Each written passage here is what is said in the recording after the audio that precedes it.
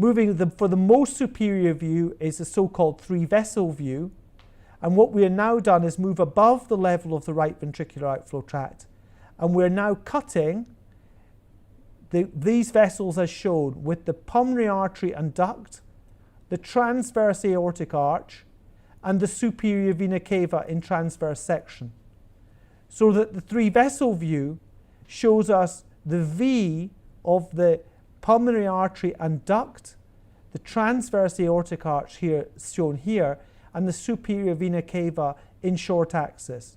I haven't in this diagram shown the trachea, but it's another important reference point which is seen posterior to the superior vena cava and should be seen to the right of the V indicated by these vessels. The trachea should not appear between these vessels, it should be outside of this V. As we come further cranially, we see the transverse aortic arch and the arterial duct. So we see the true aortic arch and the ductal arch forming a V. Of note is that the right superior vena cava is to the right here, shown in transverse section, then the aorta, and then the pulmonary artery.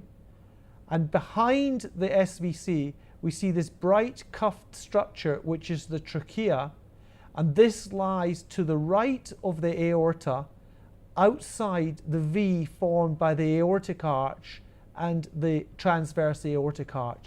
So this constitutes a normal three-vessel view with a similar size of the transverse aortic arch and isthmus here and the ductal arch. There should be no major discrepancy in the size of those structures.